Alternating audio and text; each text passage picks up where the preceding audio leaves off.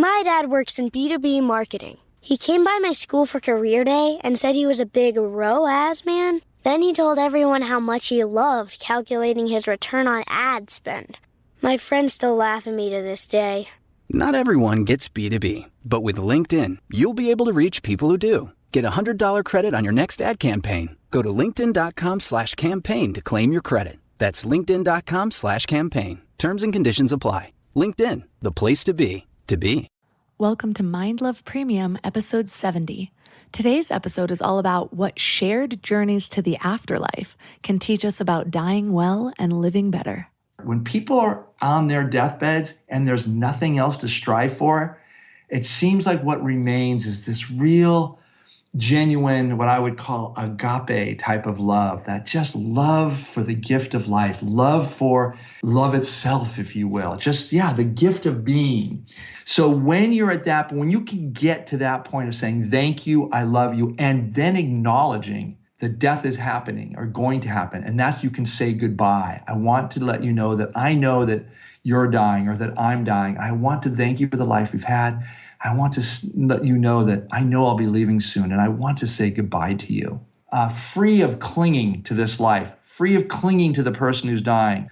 Those three characteristics, then you set out this beautiful landscape that emerges quite naturally. Question for you. Well, actually, a bunch of questions for you. What is your relationship to death? Are you afraid of it? At peace with it? Does your answer change when you consider your own death versus the death of a loved one? What do you believe happens after we die? Or what about at that moment in time when someone crosses over? And if you're with someone at the time that they cross over, are you able to sense the portal opening? Or what about if you're just emotionally close with someone who crosses over rather than physically close? Is it possible in that case to get a sense that they've passed? There are countless stories about this. So is there any truth to those stories? Death is clouded in mystery for most of us, probably because most people who have experienced it aren't alive to tell us about it. There are people that have died and come back to life, or had a near-death experience, and many of their stories are very similar. So why? Is the white light that people claim to see actually the portal to the other side? Is it heaven? Or is that just the visual experience that occurs when their brain shuts down? That last question has always caused a little bit of doubt in my mind. It reminds me of plant medicine. I have had some really profound experiences with ayahuasca and DMT.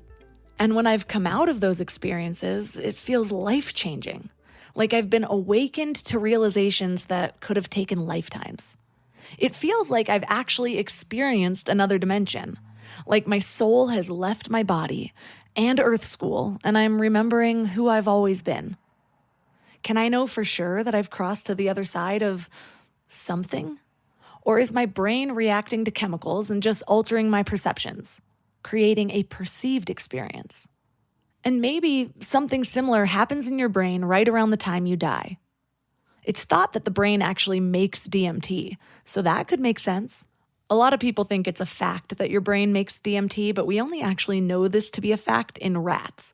It's just assumed that human brains make DMT as well. So it's very possible that right before you die, you have a psychedelic experience.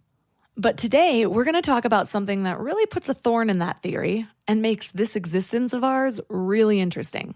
Many people that work in hospice or alongside the dying have reported actually sharing this near-death experience with someone as they've crossed over.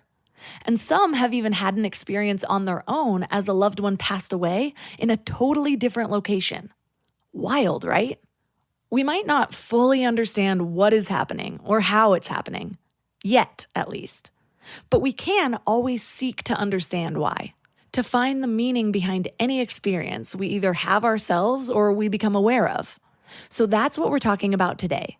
Our guest is William Peters. He is an end-of-life therapist. In 2000, he was volunteering at the Zen Hospice Project in San Francisco when he had an extraordinary experience as he was reading aloud to a patient. He suddenly felt himself floating in midair, completely out of his body. The patient, who was floating beside him, looked at him and just smiled. And the next moment, Peters felt himself return to his body, but the patient never regained consciousness and died.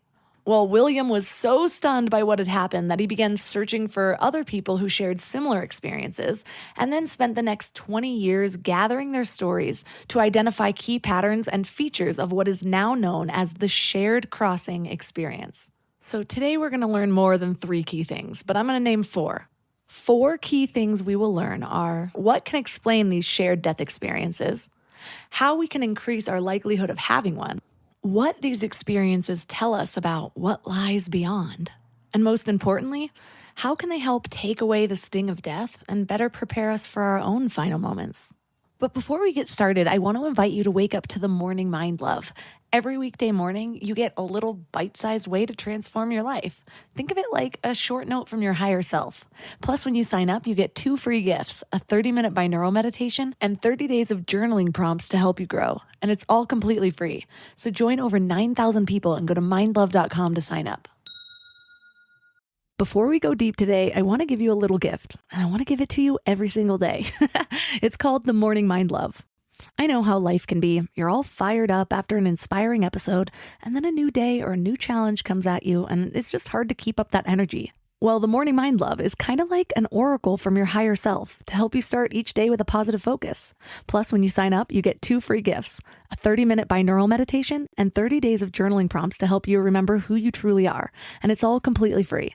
So join over 9,000 people and go to mindlove.com to sign up, or text the word morning to 33777. And now let's welcome William Peters to the show. Thank you for having me, Melissa. I appreciate being here. So I'm actually going to start off with your own question. What brings you here? And by that, I mean, what brought you to exploring just how the living can accompany the dying on their journey to the afterlife? You know, really, I have a whole story, my own personal journey that got me to this place.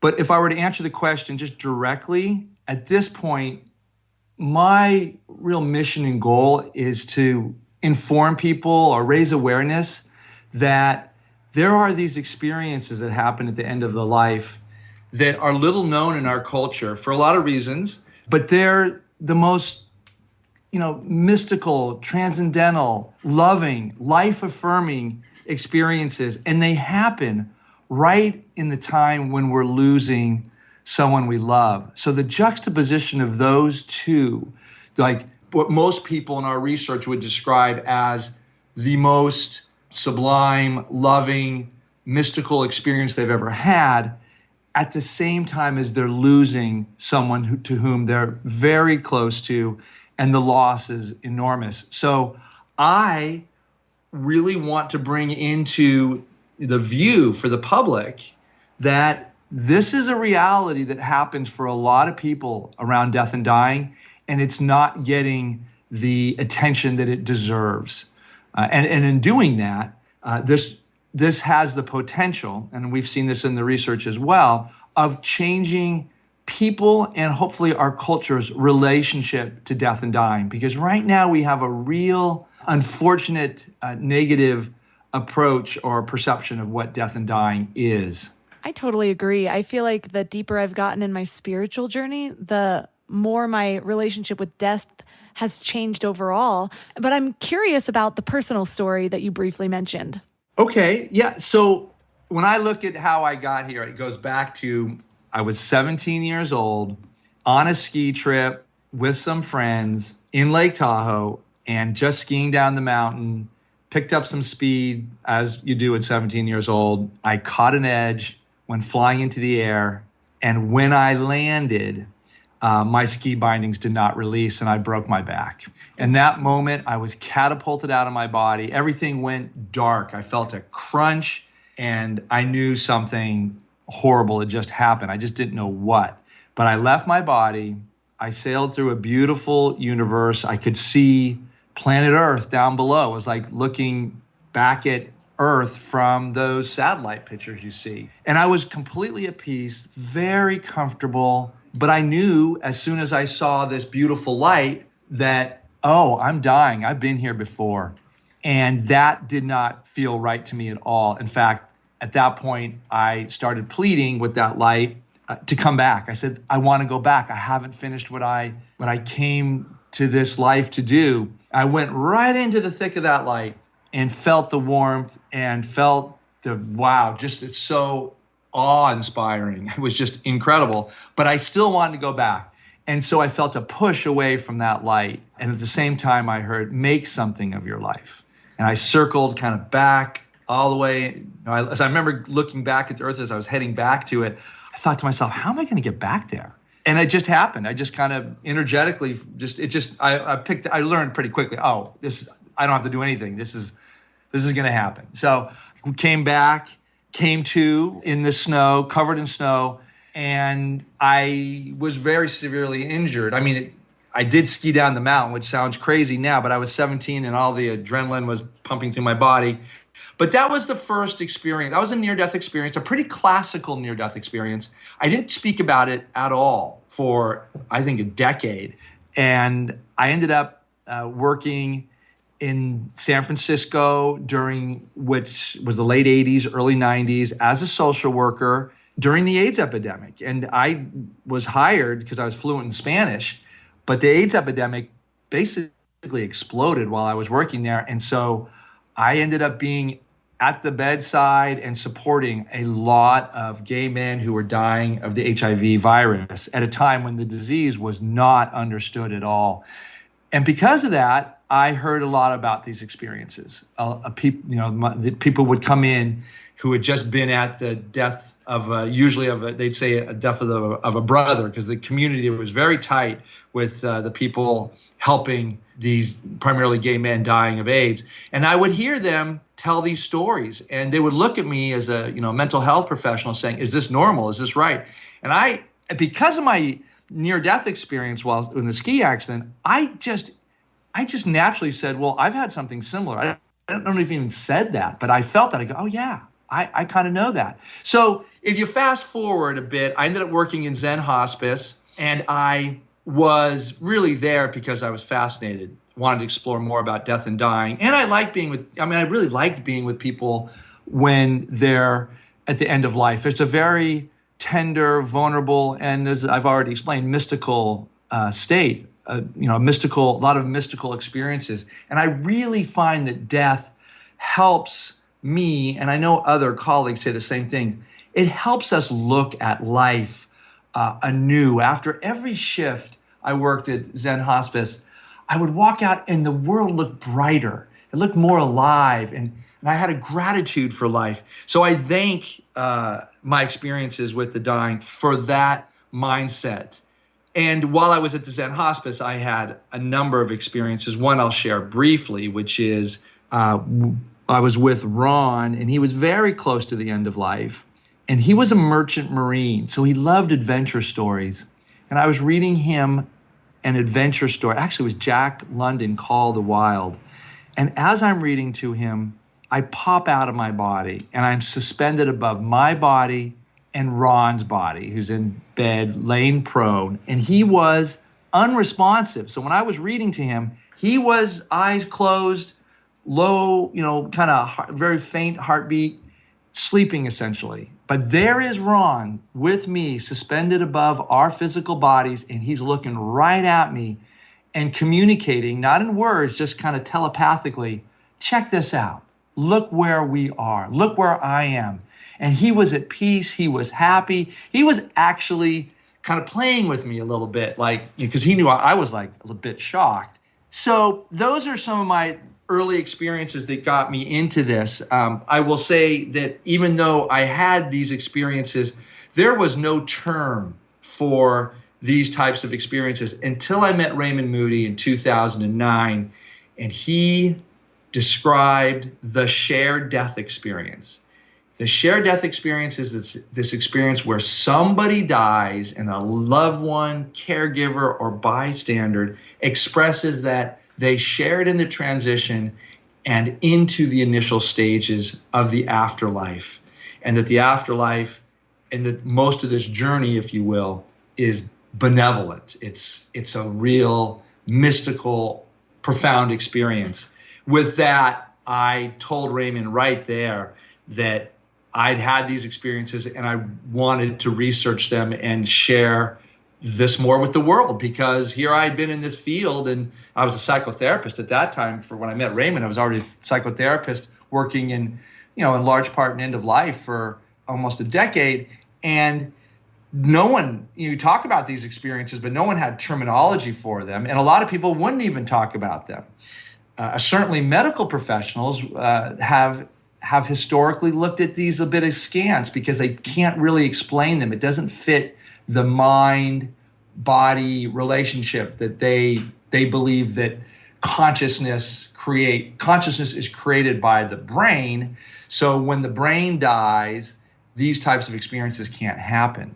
Long story short, I started the Shared Crossing Project really in large part because Raymond was so affirmative, and have developed I would say probably the most efficacious research institute called the Shared Crossing Research Initiative. And we are the leading researchers on the shared death experience. And we've published in the American Journal of Hospice and Palliative Medicine, have another article coming out in Omega Death Journal. These are two of the leading journals in this field. So we're really getting the attention now. It's taken a while, but now the medical profession and academics are saying, okay, this is something we need to look at. I actually had an experience when my dad died, and I was not near him at the time, but I had this dream that I didn't realize was a dream, but a phone rang on my nightstand. And the only reason that I even realized this was a dream is because it was like this big red phone that was a landline that I did not own. But I just answered the phone, and it was my dad. And he was just like, I need to tell you that I'm okay. And I'm like, what do you mean? And that was really all the dream was. But then when I woke up to my mom calling me on my cell phone, which was the only phone I had. And she said that my dad had passed. Would that be considered a shared death experience? Absolutely. That is a beautiful experience, Melissa. And I would imagine that when you share that with most people, that they kind of look at you a bit like, does she really believe she got a phone call from her father? Now, maybe you have really open-minded friends, but we get this exact experience in our research. And when people share it, they're so concerned that even us as researchers into this are going to look at them like they're crazy. But the fact of the matter is these happen. And telephone is something that we've seen, not a lot, but certainly a few times. I don't know how many, but I certainly remember 3 or 4 cases right now as you're talking. And it's profound. I don't need to tell you.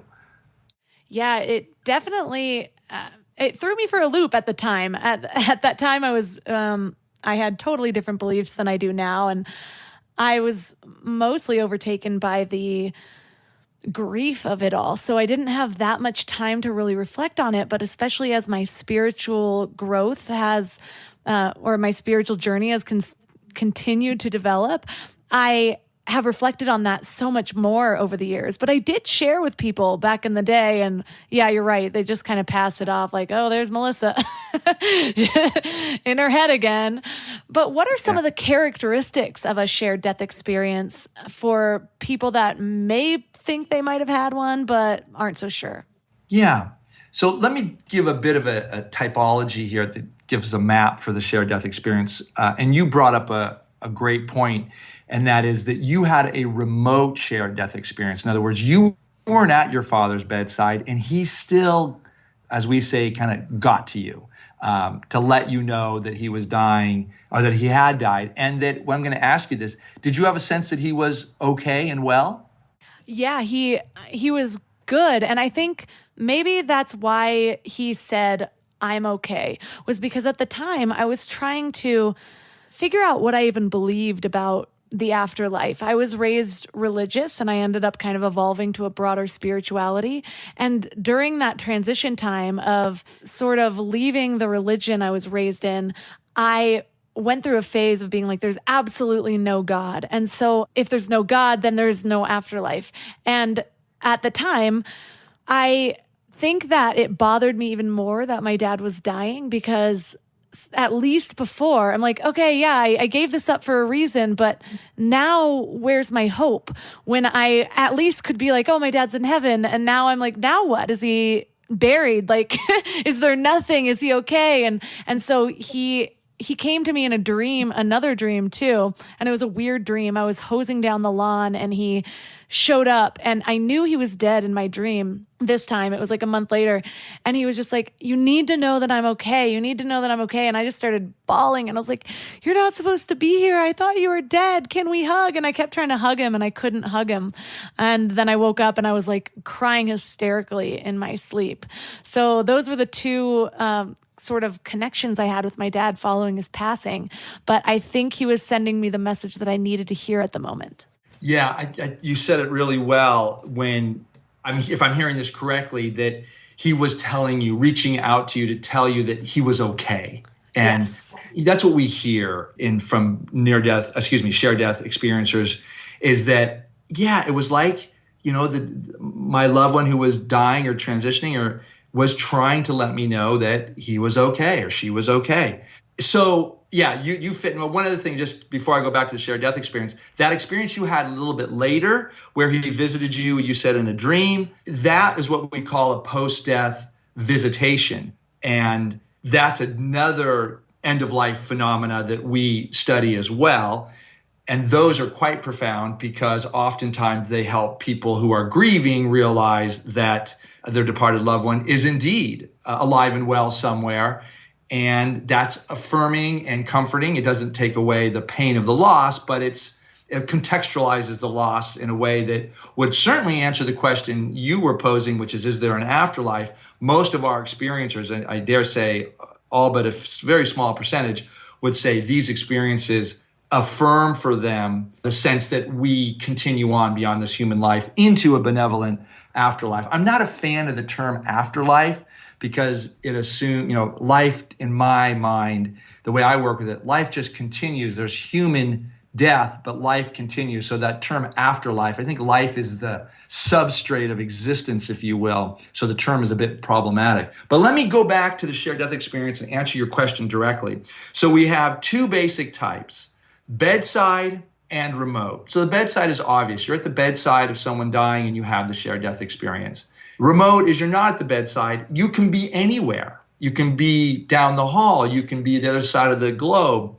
Doesn't make a difference. And 2/3, but 64% of our now over 225 deeply analyzed accounts are remote. So that is the more common one. And in addition to those two features we see, those two distinguishing types, you can also have what we call a early, gradual, and delayed SDE. So, an hour, a few hours before, sometimes a couple days before, and also a few hours after, and even a couple days after. And the reason why we know those are SDEs is because of the pattern. There's a particular pattern. I'll go into that next. And the other thing to know about a shared death experience, which I just gave the acronym, which we use more commonly, SDE, that you can also have multiple person SDE. So you can, if there are a number of people at the bedside, they can share in this experience as well. And they can have similar experiences or they can have different experiences. And you can have someone remote having an SDE and someone at bedside having the SDE. So there's a great deal of options here for shared death experiencers. But the most common features we see are you see the dying in some form. 51% of our research candidates will tell us that they saw the dying. Also, 16% will say that they saw an elevated, I call it an elevated being, a non-human being, but some sort of higher consciousness being. And I'll talk a bit about that in a second. But 13% will see deceased relatives, so grandmothers, deceased uncles, aunts, what have you, and friends, best friends will appear. But mostly they tend to be family members and mostly very close family members. So those are the most common features we see. We also see the light. This is also a feature in the near-death experience.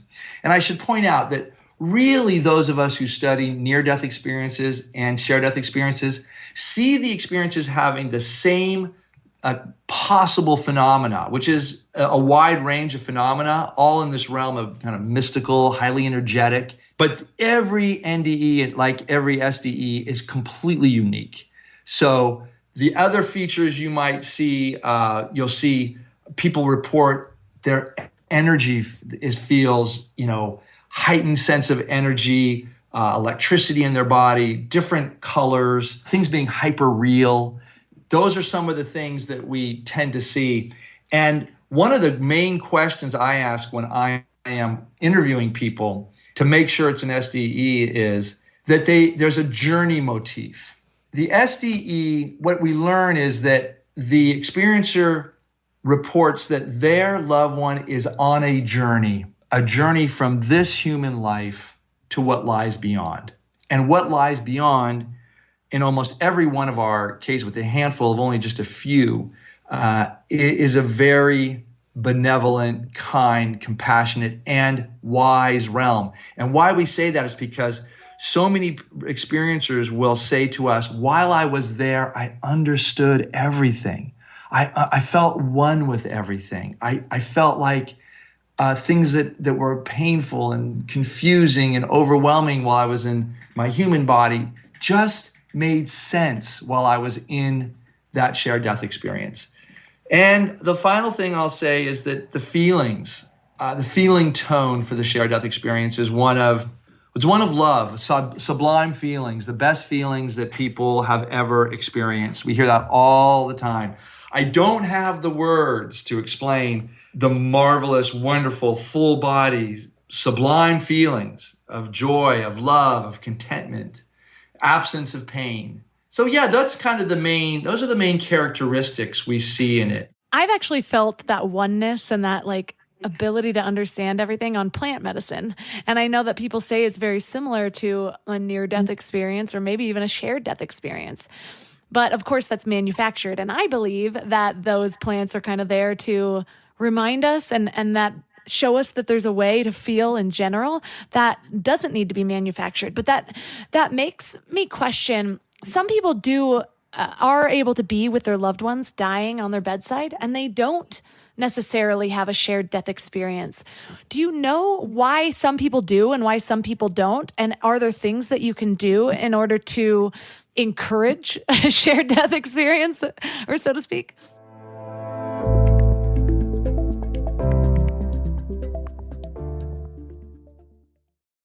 I don't know why it took me so long to invest in good bedding.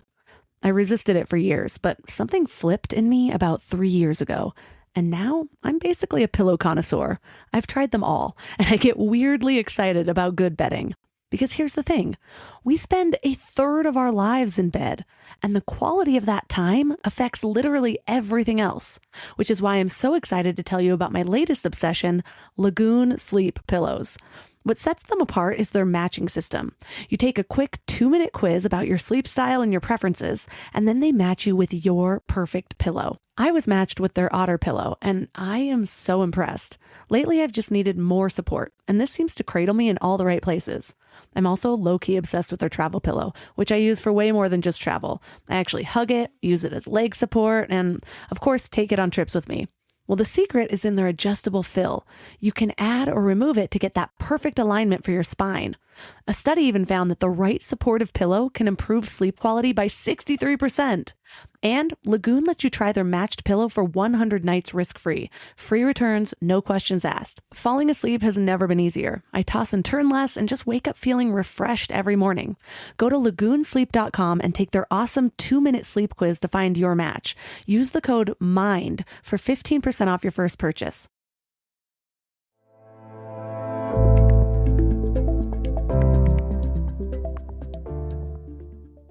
Do you know why some people do and why some people don't? And are there things that you can do in order to encourage a shared death experience, or so to speak?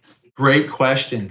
And I will tell you humbly, when I first talked to Raymond Moody about this, because he was, as I said earlier, he was really the person who coined the term shared death experience and brought it to our attention in the West. I said to him, I think I know how to enable these experiences for people. And his eyes opened up. He said, we don't even know why they happen, let alone how you could make them happen, how you could facilitate them for people. Well, I developed a training program around this initially, and I was testing the efficacy of our protocols to facilitate SDEs between loved ones. Of course, the inhibiting factor in this research was that people had to die, and they weren't dying at a rate that we could actually track the data. Now, this is now almost 10 years ago, so we have a lot more data, but we're on to other forms of study in the SDE. But I still will say that, to answer your question directly, we don't know why these experiences happen, but we do know that when people work to have what I call a conscious, connected, and loving end-of-life experience, we seem to see, this is all anecdotal, but I would say about 50% of the people that I've worked with and trained, there are some protocols, I'll go to that in a second, but when people are able to say to their loved ones, to each other, both the caregiver and the one dying, thank you. Thank you for the life we've shared together. I love you. I appreciate everything we've had. That doesn't mean you had a perfect relationship. It means that in that moment, it's like, you come to peace in a sense of you work everything else out. In my experience, love is what remains. Now, you have to work hard at that. You have to do a lot of forgiveness and work with regrets because that's just part of life. But once you get there, when people are on their deathbeds and there's nothing else to strive for, it seems like what remains is this real, genuine, what I would call agape type of love, that just love for the gift of life, love for love itself, if you will. Just, the gift of being. And it's a general wishing of well-being for everybody. So when you're at that, when you can get to that point of saying, thank you, I love you, and then acknowledging that death is happening or going to happen, and that's you can say goodbye. I want to let you know that I know that you're dying or that I'm dying. I want to thank you for the life we've had. I want to let you know that I know I'll be leaving soon, and I want to say goodbye to you.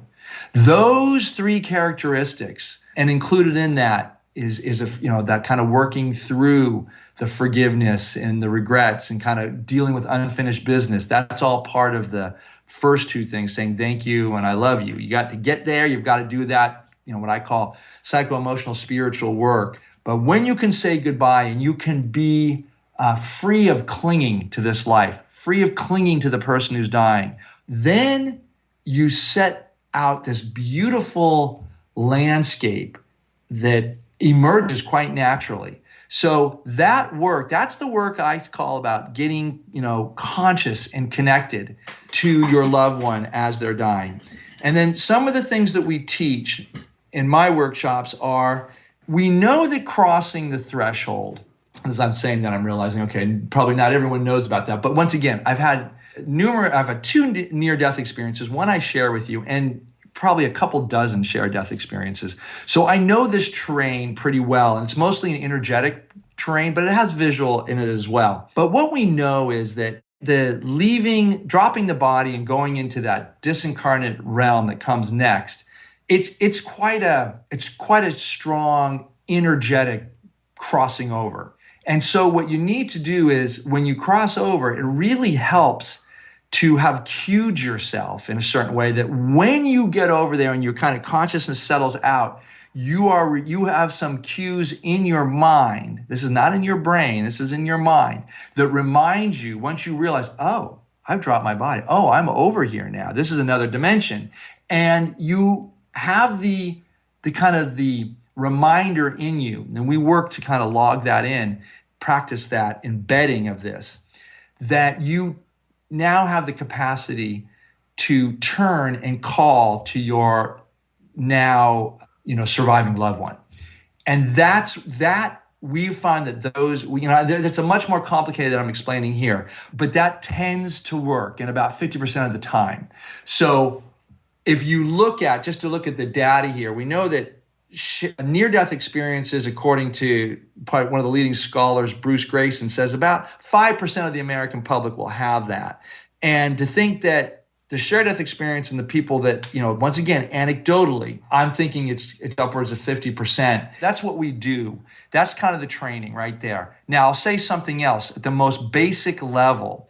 When we look at the people who have the shared death experience naturally, with really no training whatsoever, what we see is people tend to be in flow states. When I say flow states, that's either they were meditating, doing some sort of habitual, non-brain demanding activity. No cognitive load is put on them. So that could be driving a car, especially if you're in the passenger seat. We've got a large number of people who have SDEs while they're in the passenger seat of a car. It could be, we even have some that were shopping, which sounds like it could be a rather mindless activity, mindless in a positive way. They're doing something, they're just looking through things, they do it all the time, and somehow their mind is open and receptive. The most common one we see is one that you've already shared with us, Melissa, is you're in a sleep state, highly receptive. I don't really like the term dream state because dreaming is something different than being in a sleep state. And the SDE doesn't take you into a dream state. It takes you into another dimension that is not a dream. In fact, the data suggests that people say, no, it wasn't a dream. It was more real than real. It was more real than my typical dreams. My typical dreams are a bit fragmented and, they have kind of strange people or experiences that don't typically go together in my normal waking life. These states are very coherent. They're very clear. In fact, we hear more real than real. So those are some of the things. So I highly suggest people embark on mindfulness practices there are various types for that, because I think that allows for the mind to be receptive and supple and attuned. So attunement is the operative term when we're working on the caregiver side. So if you're the surviving loved one, I train people how to be attuned. And it's really just deep practice, and I say deep, it's not so much deep as it is disciplined, regular attunement to whatever arises in you, and a sensitivity, if you are at the bedside, for some of these heightened energetic responses or sounds in your ears. You'll notice these are signs that that the energy is changing, and that energetic wavelength, if you will, may be a doorway into another dimension. So I've said a lot there, and excuse me if I've said too much, but it's a really, perhaps for most people, your listeners, they want to know, well, how do you make these happen? And I told you a bit about what we've learned. That makes complete sense to me because it reminds me of kind of the way energy works, where, like energy attracts like energy. And if somebody is transcending the human body and going to their soul level where there is no pain, there is no judgment, they're kind of being one with the love, then if you are on a total different energetic realm and you're so consumed with your negativity or the narrative that is playing in your mind, then you're not going to be able to access that sort of dimension. I think you said it quite well. And that's why I began saying that it really begins with doing the psycho-emotional spiritual work of reviewing your life, looking at your regrets, interpersonal unfinished business. That's the foundation. Once you work that's like taking care of business in this human realm with your relationships, with your own. We all have regrets. We just have to work through them. And then you're at a state where you can focus on saying goodbye, accepting your death, and you've cleared the energetic pathway. There's not the heavy energy, if you will, of being, your mind and soul and, being, as we say, cathected on the material realm. Once you've given that up, worked it through, now you are ready to elevate your soul and spirit. And I will say, I think I always say the language of the soul is emotion, but emotion has such a high energetic quality to it. So when you're in your peak emotions, the most sublime, this is, there is that whole hierarchy of experience. And I think Abraham Maslow came up with that. And it talks about these peak experiences where people will say it's like they're in a blissed out state, but they'll also say it's like I was living in a different part of myself, the highest, higher self. So, and if you go just above that, if you don't have a physical weight of a body here, well, I think that's what just awaits all of us at the end of a human life. I'm also reminded of, I was trying to study lucid dreaming for a while. And actually got myself to the point of lucid dreaming, and then I moved on to the next hobby. But part of the practice is to actually do things in your waking life so that you're more likely to do them when you're in your dream state, and it will act as a trigger to remind yourself, hey, I'm dreaming right now. And so there's little things like in lucid dreaming, I'm sure it's totally different than a shared death experience, but in lucid dreaming, like one of the things is whenever you turn on the light, like flicker it a few times so that if you end up turning on the light in your dream, you'll like be reminded of your new habit, or like actually ask yourself a bunch of times, am I dreaming right now in your waking life? So it becomes a habit. And then you might ask yourself that in your dreaming life. And that's what happened to me. I was doing something odd. And one of the things was to question things more often when they're strange. And for some reason I was rubbing like Play-Doh on my toes, which is weird. I've never dreamed that in my life except for this one time. And I was like, what am I doing? Oh my gosh, this is a dream. Am I dreaming? And then all of a sudden I was lucid dreaming and I was able to have more control of it. But that kind of sounds like what you're talking about, where you have these little cues for yourself in your living life so that when you are transitioning over, that cue might kind of snap you into, oh my gosh, this is my transition. Let me bring awareness. I think you're right. Yes. Well, we do a couple things. One is we set up contracts with people contracts. I actually call them covenants. Contract sounds a little too legal, businessy, but covenants where someone will say, after, say, take a couple or something. Let's just say that the couple always did a ritual together, whether it was make coffee or go for a walk or do some activity. They make an agreement that when you cross over, the dying will come to them in that activity and do this, that, and the other thing. And usually it has to be identified by a more extreme behavior. So in other words, so the person crosses over and all of a sudden they're doing this. Let's say the husband dies and the woman is continuing with their morning walk routine. Well, she will stop at a place, say, this is where I'm going to stop and I'm waiting for you. So she'd say she stops, she sits on a bench. She looks at the same place every day. And they made an agreement. While I'm here, I'm going to sit in this bench. You send me something that I could not expect or we've never seen together. Well, and a lot of times they'll try and say, I'll send, a bird or do something. It's kind of hard. People come up with different ones. But what often happens is this. The woman's sitting there and this happens. I live in Santa Barbara, so we're on the ocean. She's sitting on this bench overlooking the ocean, and all of a sudden all these dolphins start jumping up. Well, she's been on this walk, sitting on that bench many times, and she's never seen this many dolphins. She's naturally going to say, oh my gosh, I was looking for a sign, and this is it. This is that aberrant behavior, aberrant phenomena that becomes what we call the synchronistic event that heightens the sense that their loved one is trying to communicate with them. Now, what's also interesting is if you ask them, what was it like? What were you experiencing in your body when you saw those dolphins jumping all around? What we often hear is, my body was lit up with all this energy. I was tingling. I was getting like a download. As I said before, the emotions are the language of the soul. If they start feeling this really joy, bliss, happiness, contentment, all these wonderful feelings, that is, I think, the way that the deceased can communicate with us. Now, this is not a shared death experience, but this is a post-death visitation. But they're very similar. And in fact, this is why we study all of these different experiences. I will say, of all the experiences, the shared death experience, it's the jewel experience because it's just so, it pulls you fully into that other realm, the beyond or the afterlife.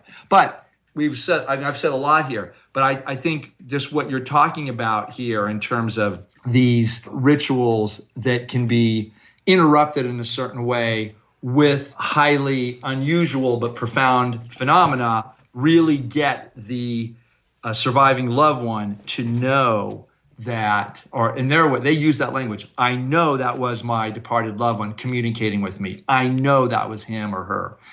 So yes, this is what we see in the literature. And I have to I'll say, when I started studying this, the last thing I wanted to study is what we call these synchronistic events. As my research team and I, as we kind of tongue-in-cheek talk about this. I mean, are we going to be studying butterflies and birds doing irregular formations and people saying that clouds are making these formations and they're symbolically telling them something?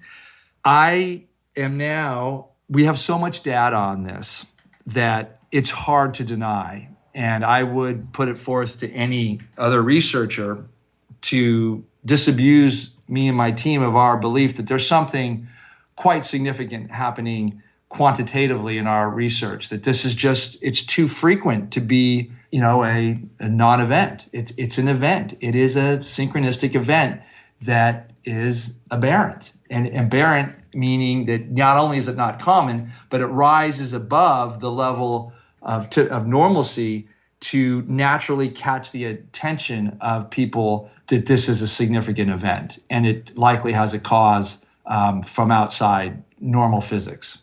Right. I actually interviewed somebody years ago that did very similar work to you, and he was not a believer in any of it at all. It was just that the data, because he worked at a hospice center, the data was too overwhelming and he kept hearing the same things that he had to reassess. And now he's, of course, a believer in these types of experiences. And I'm reminded when you talk about those little signs, I read this book called Signs by Laura Lynn Jackson that was really great. And it's all about how the death can communicate with the living beyond their life. And there are these little signs. And she said just what you said about how you can kind of set up an agreement with a loved one before they pass so that you know what to look for. And that's been very effective for the people that she's worked with. And I was reading this book and I was at Santa Monica Beach, sitting on a hammock at the beach. And I was thinking, man, I wish I knew any of this information before my dad passed. And I was like, we never set up a sign. And immediately when I said this out loud to my husband, there was this little family band that would play every single Saturday, and they would go through the exact same list of songs to where I knew every song that was going to play. And then all of a sudden, they played 2 songs in a row that were very meaningful between me and my dad. And I had just had chills all over my body.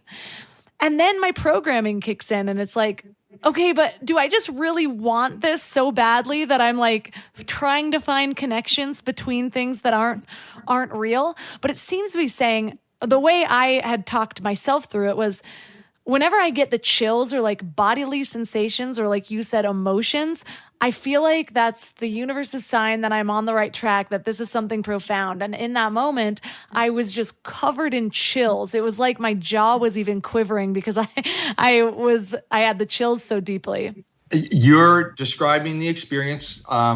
We often call that like those truth bumps or truth chills. It's just like, it just goes full body, like you're sitting under a hot shower and the water hits your forehead for the first time and it just ripples down your body. And it's an aliveness, it's energetic. And yes, and it's your intuitive response is just as you said, this is something and this is meaningful. And then the programming, that's your word, great word, comes in and says, I can't believe this. This is the rational mind says, come on. And yet, as you're the person you referred to that you'd interviewed earlier, I'm with that person as well. As I'm a skeptic, but a skeptic in the true form of a skeptic is going to be curious and is going to investigate. And as we have continued our research and examinations of these phenomena, you can't deny that there's something going on here. And and I think the other thing about it is it's so healing for the recipients, for the surviving loved ones to receive these experiences. Like the experience you shared with your father, hearing the music, that means a lot to you, I would imagine. If you're like any of our other participants, they're like, it means so much. I don't even have the words for it. I'm just remembering a quote from somebody we interviewed just a few weeks ago who had an experience. And she says, I don't even have the words. I don't like talking about it with my friends because I don't want anybody to tell me that this experience is not anything but 100% true. I know it's true. I don't want it to be tainted in any way. I know that was my mother coming to me, and she was telling me that she's still alive and with me. That's hard to argue with people that are, most of the people we interview, all of them actually, are very sound in mind and health. And I actually find that it's those who are really rational and really thoughtful and very clear-headed. When they have these experiences and we interview them, they're the ones who, they don't so much struggle with it, but what they've done is they've thought so much about it that when they articulate the experience as best they can, there's a real vulnerability and innocence, but it speaks truth. And that is so powerful for us as interviewers and for the world to hear. And, that's why I'm very moved by the book I've just written, because it shares these stories in their words and really lets people hear, right from wonderful, ordinary people of all walks of life, what they experienced and why it was so profound to them. Well, thank you so much for all of the research that you've brought.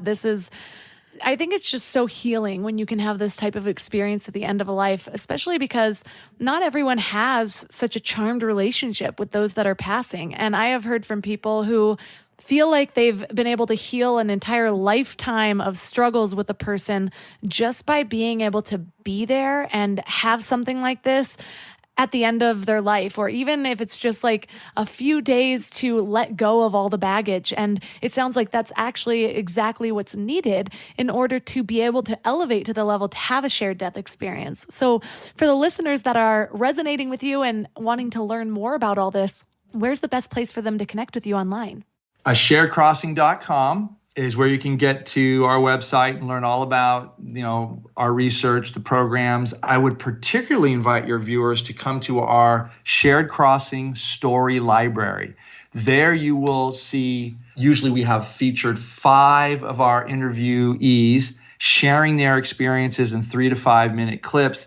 It gives you a really good idea for these experiences. Now, they're only 3 to 5 minutes. So that's different than, in the book, I really go into much more detail about who they are, the relationships and what have you, and look at it almost from a psychotherapist's lens about the connection they have, so to speak. So yes, I would invite your viewers. It would be really wonderful if they could come online. And we have more, if they want to sign up to get on our email list to get information about other events and updates on research, that we welcome that as well.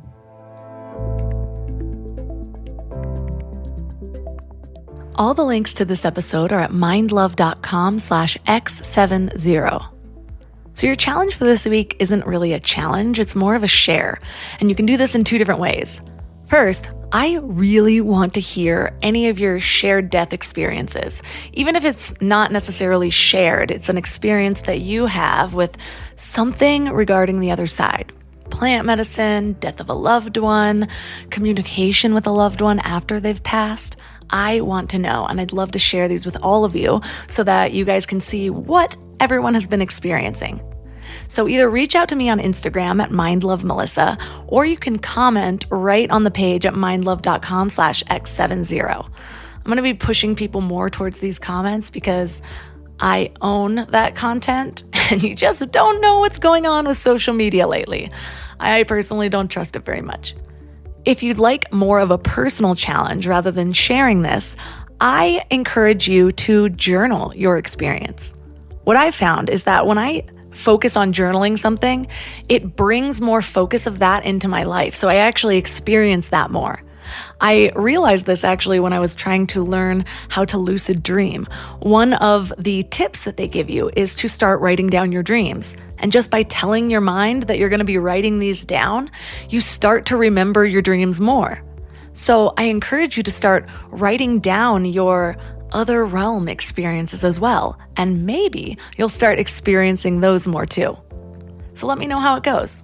For all of my premium members, thank you so much for all of your support. If you're not yet a premium member, you can join at mindlove.com/premium. And that's all for today. So thanks for giving your mind a little love today, and I'll see you next time.